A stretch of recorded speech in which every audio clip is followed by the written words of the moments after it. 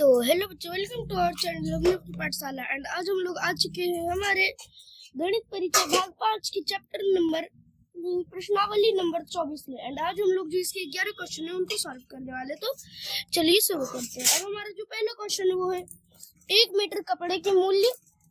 ठीक है, 1 मीटर कपड़े का मूल्य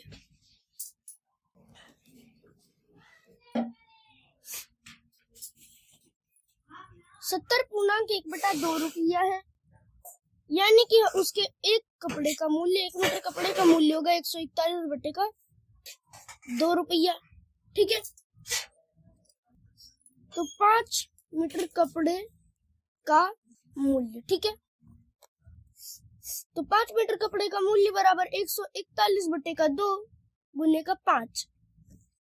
यानी कि हम लोगों को जो आंसर आएगा वो आएगा हमारा 705/2। ठीक है, तो अभी हम लोग इसको पूर्णांक में बदलते हैं। तो पूर्णांक में बदलने पर हम लोगों को जो आंसर आएगा वो आएगा 354/1.2। 354 यानी कि 354। अब हमारा दूसरा नंबर क्वेश्चन है कि एक कुर्सी की कीमत, ठीक है, एक कुर्सी की जो कीमत है वो है 225.1/4 रुपया। यानी कि उसकी कीमत है, तो देखो इसका जो पूर्णांक तोड़ने पर हम लोगों को प्राप्त होगा वो आएगा 901/4 रुपया। ठीक है, तो हम लोगों को 6 कुर्सी और एक मेज की कीमत जो है वो है 360.1/2 रुपया। यानी कि 721/2 रुपया। ओके, 6 कुर्सी और हम लोगों को बता दें 6 कुर्सी और 8 मेज का मूल्य। ठीक है, तो सबसे पहले 6 कुर्सी का मूल्य, तो इसको निकालने के लिए 901/4 गुने 6। तो देखो ये 2 बार में कट गया एंड ये 3 बार में, यानी कि 2703/2। ओके, 2700/2 रुपया। ओके, अब 8 कुर्सी का जो 8 मेज का जो मूल्य हो गया हमारा वो हो गया 721/2 गुने का हम लोगों का 8। तो ये 4 बार में कट गया, हम लोगों के पास बचा 721 मतलब गुने का 4। ओके, तो देखो इन दोनों को गुना करने पर हम लोगों को मिलेगा 2884 रुपीज। अब देखो कुल मूल्य बराबर हम लोगों का इन दोनों के मूल्य का योग, यानी कि 2884/1 जोड़ 2703/2। ओके, तो अभी हम लोग पहले एलसीएम निकाल लेते हैं दोनों का। ठीक है, तो एलसीएम निकालने पर हम लोगों को मिलेगा, जो हमारा आंसर आएगा वो आएगा 5768 और प्लस का 2703। ओके, तो अभी हम लोग आगे बढ़ते हैं। तो इन सब को जोड़ने पर हम लोगों को मिलेगा 8 3 11 का 1 और कैरी 1 हो गया 6 1 7 और 7 7 14 का 4 में 1 और 7 2 7 मतलब 5 2 6 नहीं 5 2 7 1 8/2। अब देखो हम लोग जो इसको पूर्णांक में तोड़ते हैं। ओके, तो पूर्णांक में तोड़ने पर हम लोगों को मिलेगा 4 2 3 5.1/2। ओके, अब हमारा थर्ड नंबर क्वेश्चन जो है ये एक बस की चाल, ठीक है, तो चाल है उसकी 45.1/2 km/h, यानी कि km/h 1 घंटे में 45.5 किलोमीटर जाती है।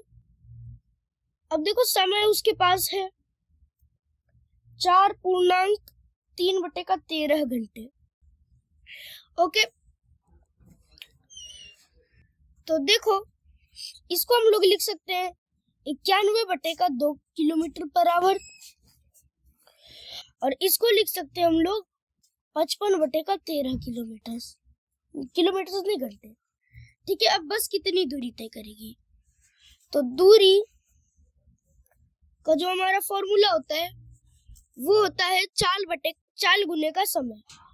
ठीक है, चाल गुने समय, यानी कि 55 बटे का 13 गुने का 91 बटे का 2। अब देखो हम लोग इसको काटते हैं तो ये 7 बार में कट गया और ये एक बार में ही बचा रह गया, यानी कि 55 बटे का 1 गुने 7 बटे का 2।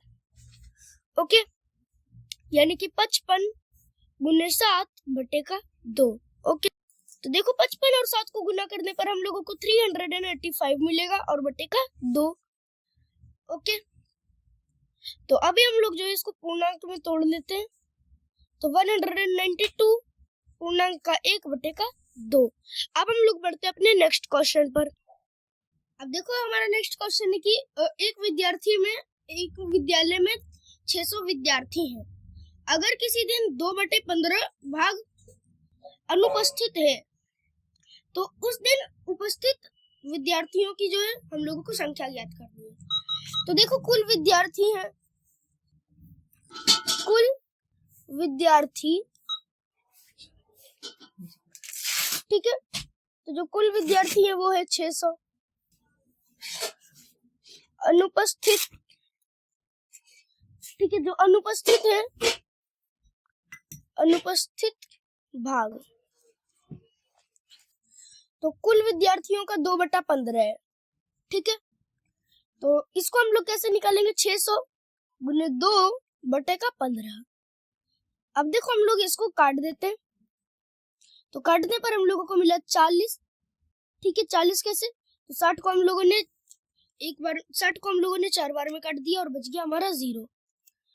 अब देखो 40 बटा 1 गुने 2 बटे का 1, यानी कि 40 गुने 2, यानी कि 80 विद्यार्थी हैं उस दिन एब्सेंट है, अनुपस्थित है। अब देखो बाकी का जो विद्यार्थी हैं, उपस्थित विद्यार्थियों की जो है हम लोगों को संख्या ज्ञात करनी है। तो वो हम लोग कैसे ज्ञात करेंगे? तो जो कि टोटल विद्यार्थी है ना, उनमें अनुपस्थित विद्यार्थियों की जो है संख्या घटा दो। ठीक है, यानी कि 600 माइनस का 80, यानी कि 520 विद्यार्थी उस दिन उपस्थित थे। अब हमारा 5वां क्वेश्चन है। जो हमारा 5वां क्वेश्चन है वो है एक आयताकार खेत का क्षेत्रफल कितना वर्ग मीटर होगा यदि उसकी लंबाई 45.1/9 मीटर और चौड़ाई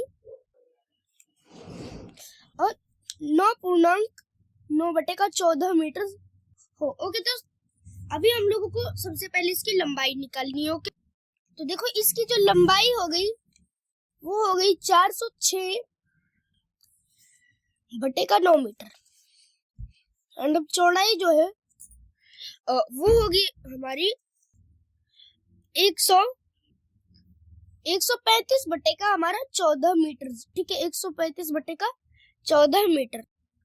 तो अब देखो हम लोगों को इसका क्षेत्रफल निकालना है, और आयत का क्षेत्रफल जो होता है,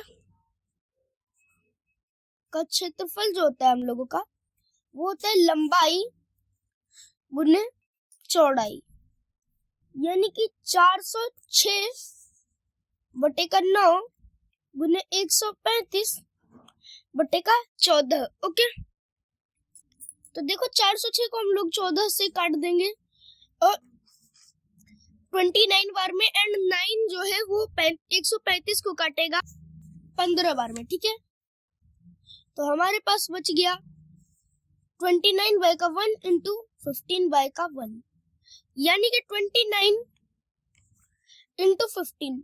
ठीक है, 29 गुने का 15, यानी कि हम लोगों के पास आएगा 435। ठीक है, अब हम लोग बढ़ते हैं अपने नेक्स्ट 6ठे नंबर के क्वेश्चन पर। तो खेत का जो क्षेत्रफल है वो है 3200 मीटर स्क्वायर या वर्ग मीटर। ठीक है, लंबाई जो है उसकी वो है 69.1/3 मीटर, यानी कि इसकी जो लंबाई हुई वो हुई हमारी 208/3 मीटर। अब हम लोगों को खेत की चौड़ाई निकालनी है। तो जो चौड़ाई होती है वो होता है क्षेत्रफल और भागे का लंबाई। ठीक है, यानी कि 3200 भागे हम लोगों का 208/3, यानी 3200 गुने 3 बटे का 208। ओके, तो देखो अब हम लोग इसको 16 से काटते, तो 16 से काटने पर इसको हम लोगों को 13 प्राप्त होगा एंड इसको काटने पर हम लोगों को 200 प्राप्त होगा। यानी कि 200 बटा 1 गुने 3 बटे का 13, यानी कि 600 बटे का हम लोगों को 13 हो गया। ओके, तो अब देखो इसको पूर्णांक में बदलने पर हम लोगों को प्राप्त होगा 46.2 बटे का 13। ओके, अब हमारा 7वां नंबर क्वेश्चन है कि 36 मीटर कपड़े 36 मीटर कपड़े ओके एक थान से, ठीक है, एक थान से 1.1/5 मीटर लंबाई के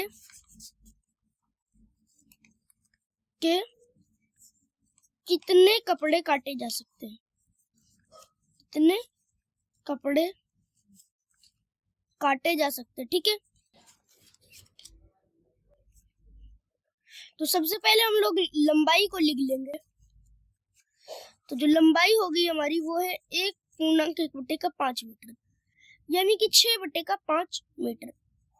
अब देखो कपड़े की लंबाई जो है वो 36 मीटर है एंड टुकड़ों की संख्या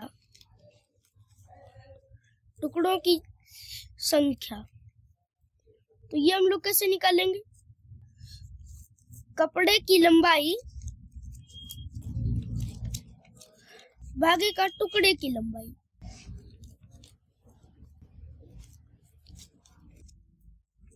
ठीक है, कपड़े की लंबाई भागे हम लोगों का टुकड़े की लंबाई। ओके, यानी कि 36 भागे 6/5, यानी 36 गुने 5 बटे का 6। अब देखो हम लोग इसको काट देते तो हमारे पास आ गया 6 बटे का 1 गुने 5 बटे का 1, यानी कि 6 गुने 5 यानी 30। ओके, 30 हम लोग उससे कपड़े जो है काट सकते हैं। अब हमारा 8वां नंबर क्वेश्चन है। तो जो हमारा 8वां नंबर क्वेश्चन वो है 2000 रुपये को रूपेश और प्रशांत के बीच इस प्रकार बांटा गया कि भूपेश को मिला 3/10 और प्रशांत को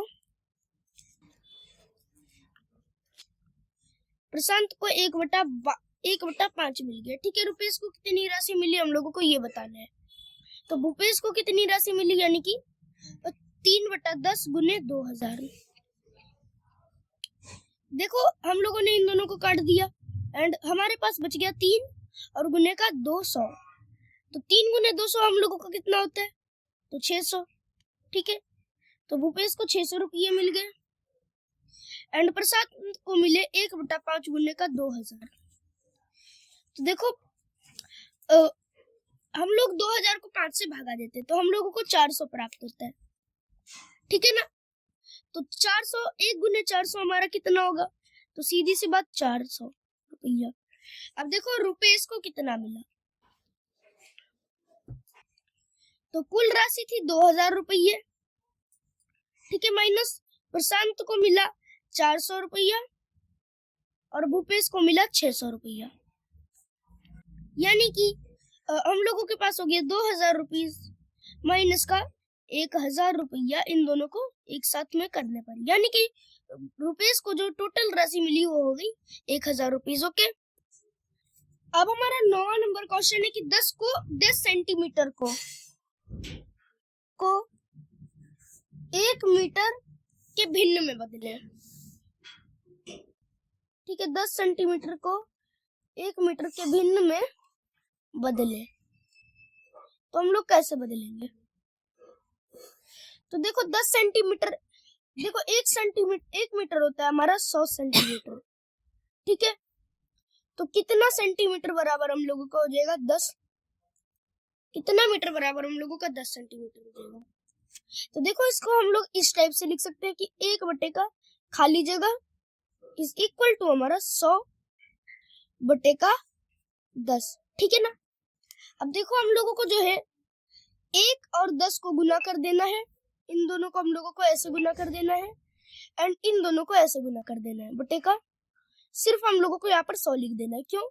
क्योंकि यहाँ पर खाली जगह हम लोगों को पता नहीं है कि यहाँ पर क्या होगा। तो देखो हम लोग 0 0 यहाँ से काट देंगे एंड हम लोगों के पास बचेगा 1 गुने 1 बटे का 10 यानी 1 बटे का 10। ठीक है ना? तो 1 सेंटीमीटर जो 10 सेंटीमीटर था हमारा था वो हो जाएगा 1 बटे का 10 मीटर। ओके, अब हमारा 10वां क्वेश्चन है कि 5.3/4 रुपीज को 138 रुपये के भिन्न में बदले। ठीक है,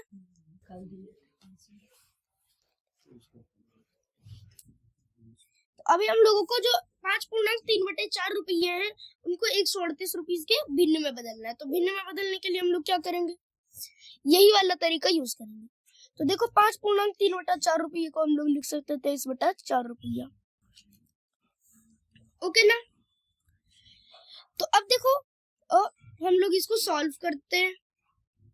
ओके, तो देखो जो ये 5.3/4 रुपीज था इसको हम लोग इतना मतलब 23/4 रुपया भी लिख सकते हैं। ओके, अब देखो यहाँ पर हम लोग 138 रुपया बटे का खाली जगह रुपया लिख देते हैं बराबर हम लोगों का 23/4। ठीक है, तो अब हम लोग इसको फिर से तिरछे गुना कर देते हैं यानी कि 138 गुने 4 बटे का 23।